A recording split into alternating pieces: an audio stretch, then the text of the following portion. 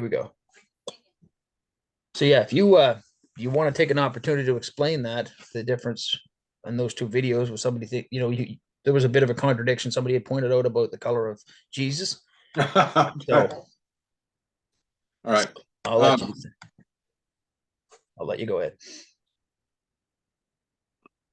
The question is, what does Jesus really look like? The fact of the matter is that he is a radiant being of light. That's what he really looks like. And in his brilliant light are colors that none of us in this world have ever seen. So it's really quite indescribable. That's what he really looks like. But when people ask me what he looks like, I often say he looks like the Sunday school pictures you've seen. Because I say that because Jesus can appear in any form he wants to. The important thing is our relationship with Jesus. Since human beings cannot possibly begin to comprehend what Jesus really looks like as a radiant being of light, what they're asking is, if they were more precise, in human form, what does he look like? All right. One of my favorite depictions of Jesus is in a book called The Faces of Jesus. And there's an African sculpture. It's a wood carving. And it's just the head of Jesus. And he looks like an African. One of my favorite images of Jesus is in the main church in Corazal City, Belize. It's a large carved corpus of Christ, body of Christ on a cross, life size, in the big church in Corazal town, which I've been to a number of times. It was done by a nun, and Jesus looks like a Mayan man. And the wood is it's a medium brown wood. The Mayan people, I guess to some people they would call them brown skinned. I don't think of my Mayan friends as a different race. I mean, they're definitely a different culture. They're Mayan, but they're not. I mean, I don't think of them as black or browny, yellow or red or anything like that. I mean, since they're Native Americans, I guess they'd be called redskins, but there's nothing red about their skin. Anyhow, I love that picture of Jesus. I think it's a very accurate picture of Jesus, and I would love for the Mayan people to think of Jesus as their own, meaning that they could relate to them. They could relate to him, Jesus, as one of their own. For example, I'm just stretching this conversation a little bit. Everybody in the village that I work in San Victor, Belize, has a picture of Our Lady of Guadalupe.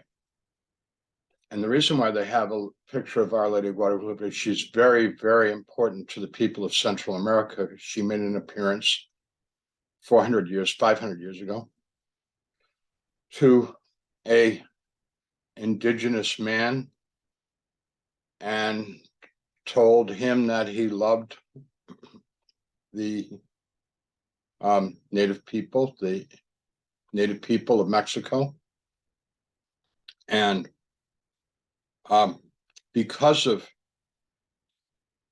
his miraculous meeting with Our Lady of Guadalupe, and then telling the bishop and the cloak that he was given that's got an image of Our Lady of Guadalupe on it, which hangs in the cathedral in Mexico City, millions of native Mexicans, not the Europeans, the native Mexicans, were converted to Christianity. Prior to that, when the missionaries went to Mexico, they were having no success. Do you understand the word no success converting the Indians to Christianity? And with this miraculous apparition of Our Lady of Guadalupe, and her telling him that, with her telling this Indian guy that she loved them and they're important to her, millions of Indians came to Christianity, like rapidly. And the priests all knew why it was happening because of this God relating to him. What I want to do is to get people to have a relationship, a intimate, intense relationship with Jesus Christ. And so when I say he looks like the one that you were presented with in Sunday school, I'm saying that's the Jesus you need to know. That's the right Jesus. That's what he looks like. People ask me all the time about, does Jesus look like the Acciani painting of Jesus? And my answer is, oh yeah, absolutely, sure. I've done paintings of Jesus, and people ask me, is that what he really looks like? And I go, yeah, that's what he really looks like. I mean, he looks like whatever you want him to look like. The whole point of the incarnation was he came into this world so that we could relate to God and we would know that God relates to us. That's the whole point. Does Jesus have freckles? What color is his eyes? Is his hair curly or straight? How long is his beard? Whatever you want, baby. Whatever you want. The important thing is that you give him your heart, mind, and soul, and that you interact with him on a daily basis. That's what matters, you know. So in Africa, to depict him as an African man, great. That's let's get over our cultural and racial biases and be open to the universal Christ. Yeah, it makes sense. I'm glad you cleared that up, because I mean, there's a lot of people out there that view our videos and talk to me in general that are very argumentative people, very biblical verbatim, I call them. And if you go against what they say according to the Bible, they always want to throw scriptures at you. They thump you with a Bible, and it's like you said to me before, and even before you've mentioned it to me in my past, before I even met you, really, I always thought the Bible was a good reference point. It's good stories, but I never took it for exactly the word of God personally. That's me personally, not saying that's you, but that's me. However, I do get a lot of inspiration from it. And but there's people out there that unless it's in the Bible, it's not true. And if it's in the Bible, but they don't understand the Bible is a book of wisdom. Yeah. And to use it to beat each other up with is a complete misuse of it. I love to argue theology with people, but I like to argue theology with people that have some biblical and theological understanding and background, not just for the sake of argument. I don't participate with people that just want to do name calling and insults and that kind of thing. For example, you told me about a guy who criticized something I said because I had committed the error of modalism, which is a way of speaking about the Trinity. And when I went to seminary, one of the things I learned in theology class in seminary is that the Christian concept of three gods in one cannot be explained. It's a mystery. And that any way you attempt to explain it, you've committed theological error. So, as a pastor and as a person who likes to talk about Jesus, I have many occasions where people want me to explain three gods in one. So, for the sake of trying to give a simple, clear answer, I commit theological error knowingly. For example, I might say, and now I'm going to knowingly commit an error that I am a father, I am a son, and I am a brother. And in those three different persona or personalities, I'm a different person. I deal with my sister differently than I deal with my children. And I deal with my sister differently than I deal with my parents. I deal with my parents differently than I deal with my children or my sister. I deal with my children differently than I deal with my sister or my parents. I have 3 different persona, but I'm still me. Now that, okay, if anybody wants to crucify me for saying that, be my guest, live it up, but that's an attempt to articulate what cannot be articulated. And I'm very aware of that. I had a good theological education, and another example I use is water is H2O, but it can take 3 different forms, and they have very, very different characteristics as a gas, steam, as a liquid, and as a solid, ice. But it's still H2O. That another theological error. Crucify me, okay? People want the mystery of the Trinity. People want that explained to them. And so I do that knowing that I'm giving insufficient response to them.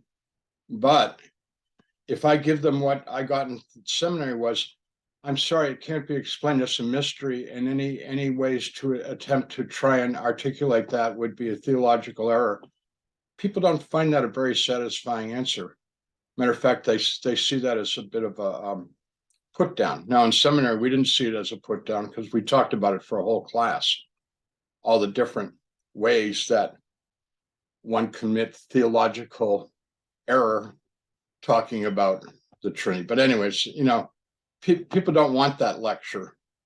They really don't. They want something that they can. I love the word comprehend. Something they can grasp. That's what the word comprehend means. It means you grasp something. They don't want a big academic lecture on things. So excuse me when I try and speak to the layperson. I don't think, frankly, I don't think God or Jesus is insulted when I try to communicate to the level of my audience. That's good stuff to know. You ever want to read a book? Well, I have it on me. You had Oh, I mentioned love that. I've read it. You've read Actually, that? yeah. Oh, good. Well, I'm just starting to read it, but I noticed that it's pretty good. It just kind of hit on something there when you said you like debating theological stuff. This guy's kind of like that too. So Yeah, you read Lee it anyway. Strobel's a really interesting guy because you know his background, don't you? Yeah, a little bit. He was a non-believer, an Yeah. atheist, and his wife was a Christian. So he set out because he's a professional journalist to disprove Christianity. And Yeah. by the time he talked to a bunch of people, he became a Christian. Hard I love not it. to, eh? I don't imagine you got a chance to read the one that I mentioned to you about what was called a person of interest. No, I haven't read that. No. Very similar to this one, same guy, same idea. This guy was a detective though, so he really did an in-depth thing. He eventually became a Christian too because the proof was undeniable. Yeah, I So would like to believe that any um, open-minded person who investigated Christianity would be convinced that there's a lot more to it than they knew.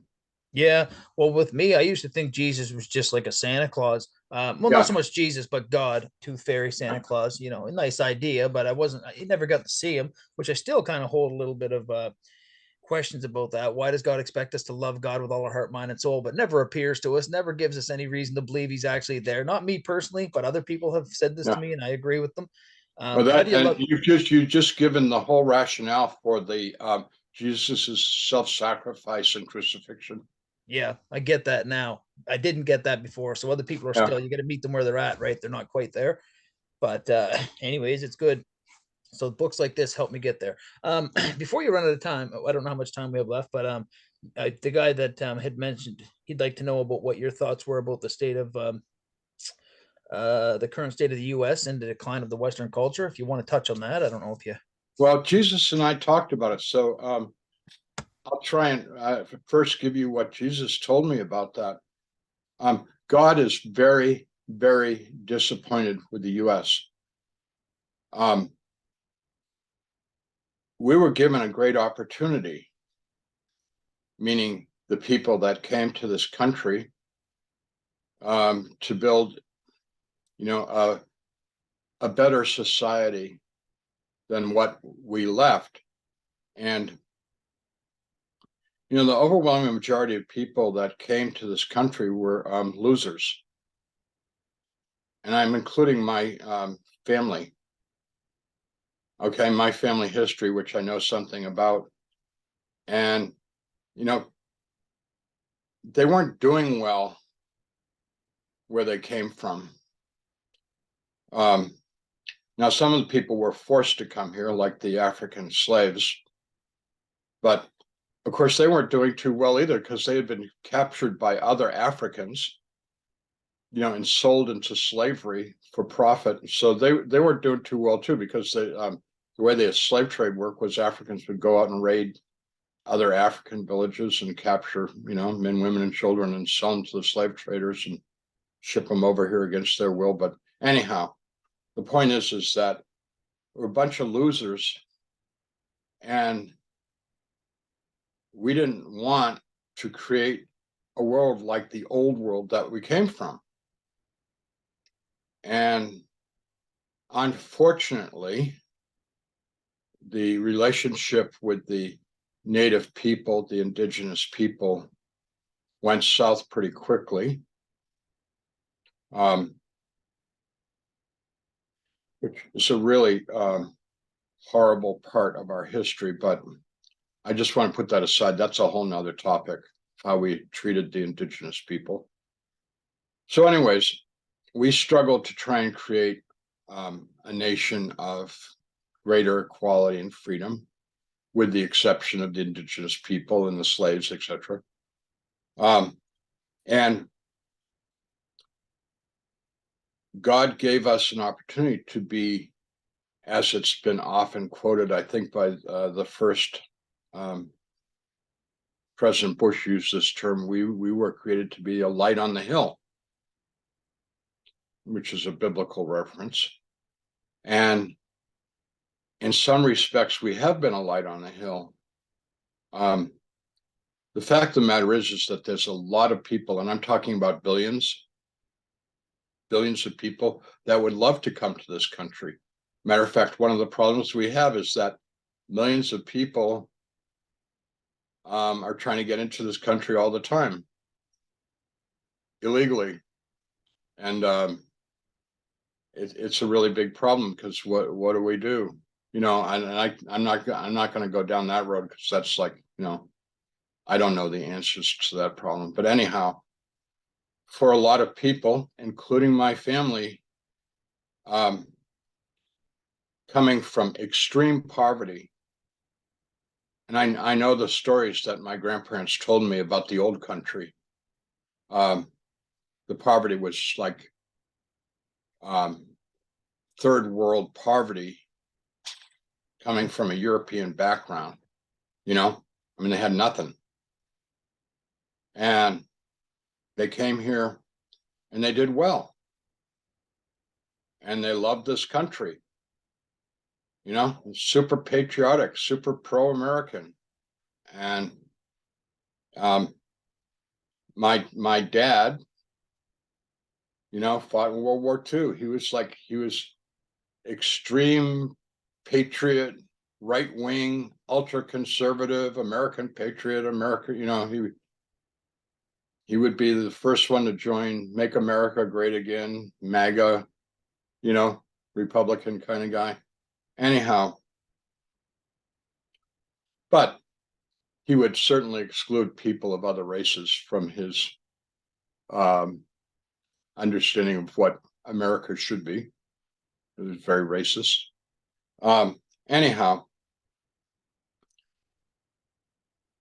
it's been a long struggle. It's been a long struggle from 1619, 1620, when the first colonies of Europeans were settled in this country. Several hundred years of moving forward, moving backwards. Like, the biggest struggle, of course, was the Civil War. By the way, I don't know if people appreciate that more American men died in the American Civil War than all the wars that we fought combined before or since. Over 600,000 American men died in the Civil War, and the other wars like the Korean War and the Vietnam War and the war in Iraq, blah, blah, blah, all these other wars, Mexican-American War, those numbers don't even get close to 600,000. The Civil War, tore this country apart, and like everybody was affected. When you go around rural America, you will often find a memorial to the Civil War dead from that town. Little bitty towns out in the middle of nowhere, lost lots of men to the Civil War because the population wasn't that big. It was only, this country was only like a few million men, and to lose 600,000 was like huge. Anyway, so we've gone through some real struggles to try and define what it means that all men are created equal, pursuit of life, liberty, and happiness. Sometimes the government has moved us forward, the judiciary has moved us forward, sometimes it's moved backward. But God is unhappy because he created us to be a better nation with a better political system and a more loving, Christ-like culture. Bottom line is, although we've succeeded somewhat, we've also failed in major ways, and we're still in the struggle. God is unhappy with this country, and God wants this country to be a Christ-like nation, and we aren't. When people imply or say to me, the United States is a Christian country, I go, no, it isn't. No, it isn't. What I tell people? I said, the United States is more like Rome than it is like Christianity. And I don't know if they understand that comparison, because I think of Rome as the evil empire. Rome was based on slavery. Rome was based on conquest. Where did they get the slaves? They went out and conquered. They went out and captured people and forced them into slavery, and they did all the hard work. They were rode hard and put up wet. Life expectancy of slaves in the Roman Empire was very short. They were poorly fed, barely clothed. Not talking about the slaves that served, the nobility. I'm talking about the vast majority of slaves that just did the hard work of mining and farming and building, etc. The Roman Colosseum was built on Jewish slaves that were captured in the Holy Land, and particularly in Jerusalem. That's who built their stolen wealth, and their slaves built the Roman Colosseum. It's really ironic because every tourist wants to go see the Roman Colosseum, that wonderful artifact. How many of them realize it was built by Jewish slaves from the Holy Land? Anyways, we're not a Christian country, and I'm not talking about religion now. I'm talking about people living Christ-like lives.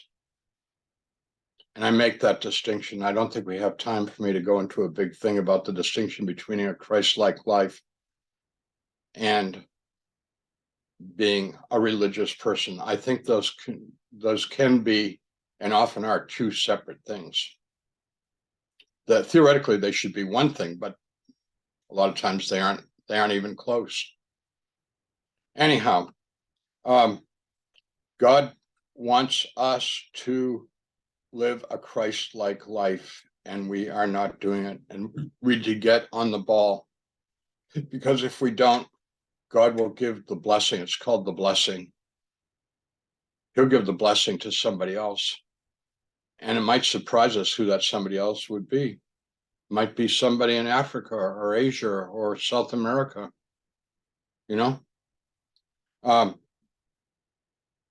and the question was about America, but I'll just add Canada into this mix here, because I think that Canadian history, American history are so similar, so intertwined, that there's not a lot of difference between the two. Yep, totally agree. Our country is definitely not a Christian, Christ fearing country, whatever, however you termed it. It's unfortunate, but if you walk around this country, I see a street preacher. I don't have much time to go into it, but his name's David, whatever his last name is. He's a street preacher, evangelist, but I like his approach because he's not a hardcore one. Do this or go to hell, do that or go to hell. He converses with people and he debates with them and he talks to them. Ultimately, he pushes the fact that there's only one way to God.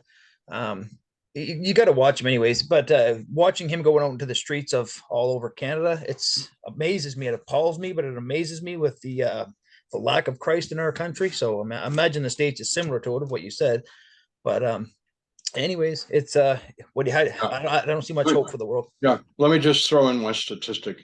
The last statistic I heard from a George Barma survey was that 20% of Americans go to church. 20%. Wow. 20%. That would mean 1 out of 5.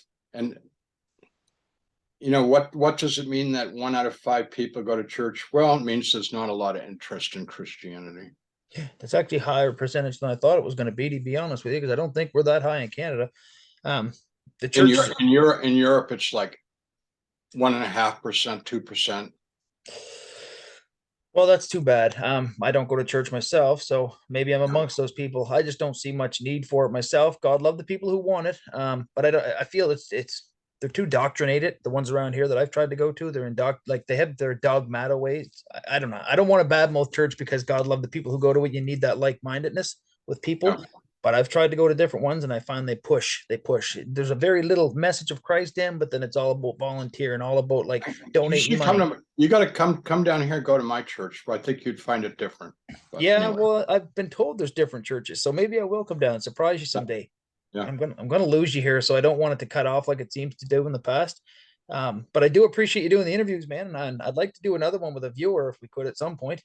If you're up for that, I'll find somebody. There's all kinds of people looking. I'm trying to weed out the ones that just want to be argumentative as opposed to the ones that actually want to listen to your messages. So I'll let you know when I get a chance to find somebody. Great. All right. Well, have a great day, and I'll see you again, Howard. Stay out of the cold. Imagine. I'll try. See you later.